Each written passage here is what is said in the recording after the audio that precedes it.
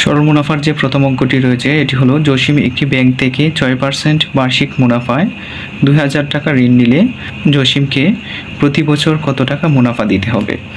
এই অঙ্কটি আমরা সমাধান করব। তো এই ক্ষেত্রে আমাদের দেখতে হবে যে কোন কোন বিষয়গুলো রয়েছে। এখানে রয়েছে বার্ষিক মুনাফার হার এবং আসল এবং প্রতি বছর বলছে, অর্থাৎ বার্ষিক মুনাফা কত টাকা। তো এই ক্ষেত্রে আমরা লিখব দেওয়া আছে মুনাফার হার অথবা বার্ষিক মুনাফার হার লিখতে পারি।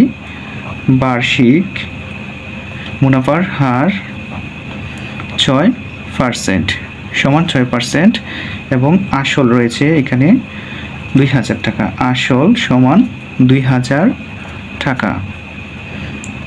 এবার বলছে প্রতি বছর মুনাফা কত, অর্থাৎ বার্ষিক মুনাফা কত। আমরা সূত্রটি লিখে নিব যে আমরা জানি বার্ষিক মুনাফা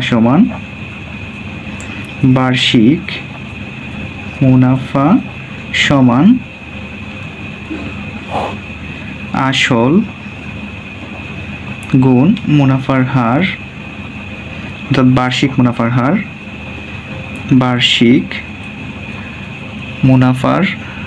হার ভাগ হচ্ছে 100।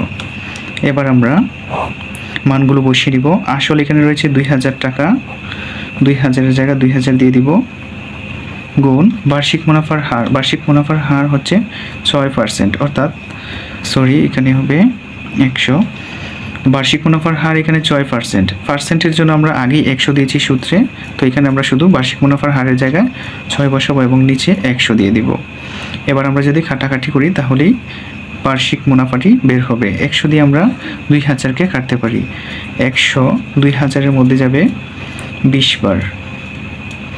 এবার 6 এবং 20 আমরা যদি গুণ করে দিই তাহলেই বার্ষিক মুনাফাটি বের হয়। 6 এবং 20 গুণ করলে হবে 6 20-এ 120 টাকা হলো বার্ষিক মুনাফা, অর্থাৎ জসিম সাহেবকে বৎসরে 120 টাকা মুনাফা দিতে হবে।